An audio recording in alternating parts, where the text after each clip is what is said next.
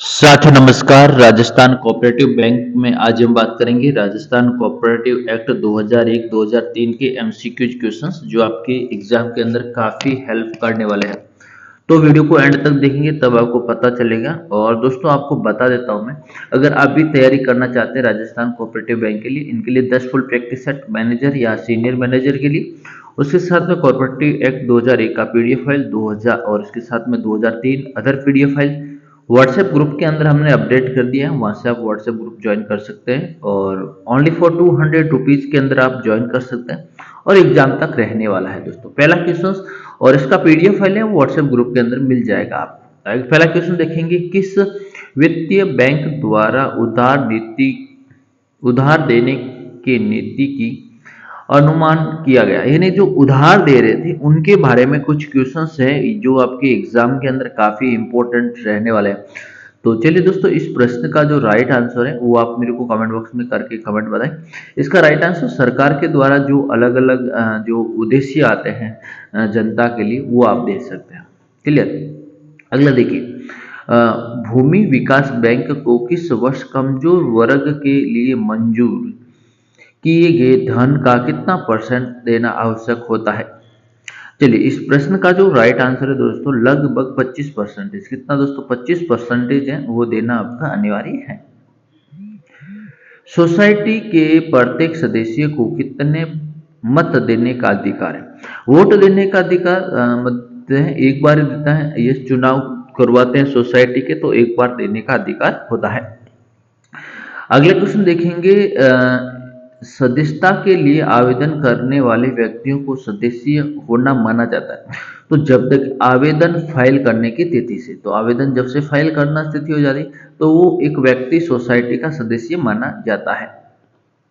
Next अगला question देखेंगे, किस वर्ष क्या पूछा, किस किस सदस्य द्वारा लगातार कितने वर्षों तक बिना किसी उचित कारण के साधारण न्याय की बैठकों में अनुपस्थिति रहने की संकल्प? दोस्तों 3 साल।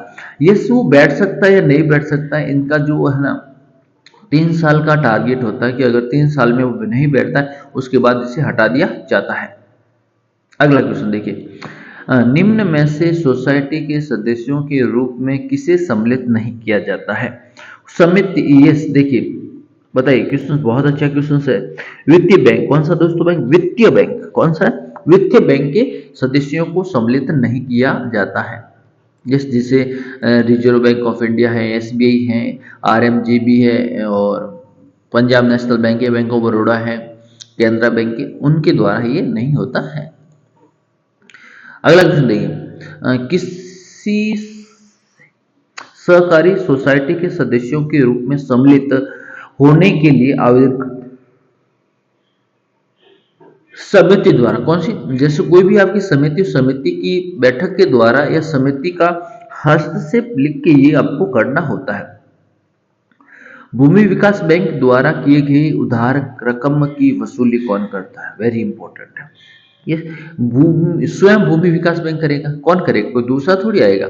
जैसे आपने किसी को लोन दे रखा है, जिससे मान लीजिए कोऑपरेटिव बैंक ने लोन दे रखा, तो कोऑपरेटिव बैंक ही उनका क्या करेगी? वसूली करेगी। दूसरा बैंक नहीं आएगा वसूली करने के लिए। तो इसका right answer option number D correct answer is right answer. Next question देखिए, 9 नंबर क्वेश्चन, सहकारी सोसाइटी में सदस्यों के रूप में सम्मिलित होने के लिए किए गए आवेदन को नामंजूरी करने की अपील की गई।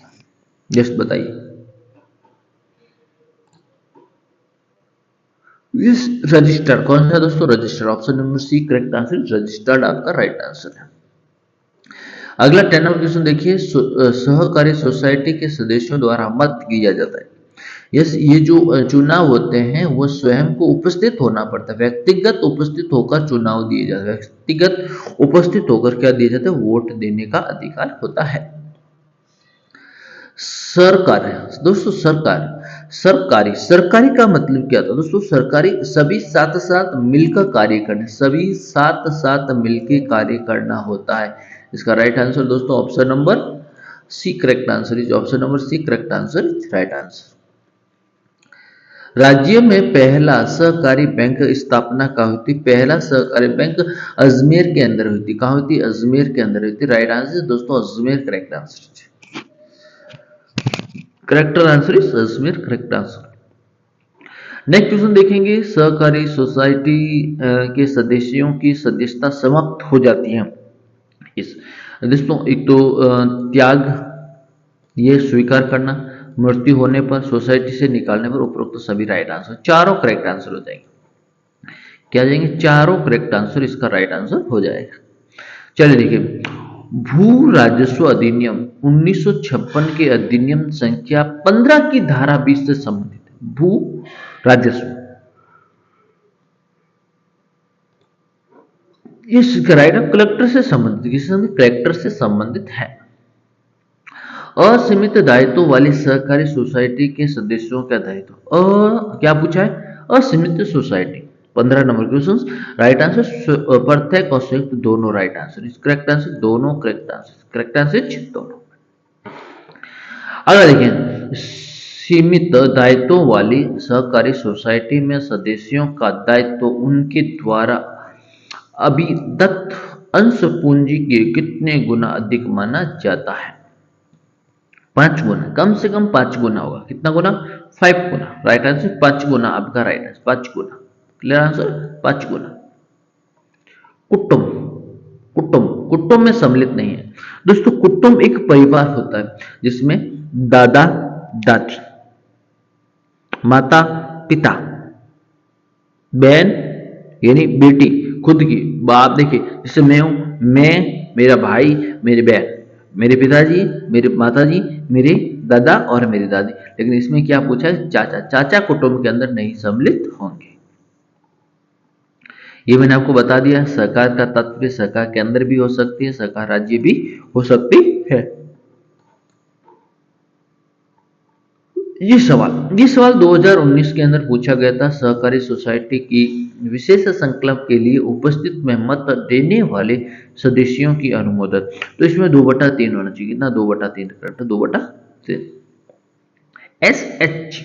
SHG का पूरा नाम क्या है? ये एक संकल्प ग्रुप है दोस्तों, सेल्फ हेल्प ग्रुप। ये एक SHG कहते हैं, जो एक ग्रुप है। इस ग्रुप के माध्यम से आप लोन, सरकार लोन देती है, आप अपना भरण पोषण कर सकती है।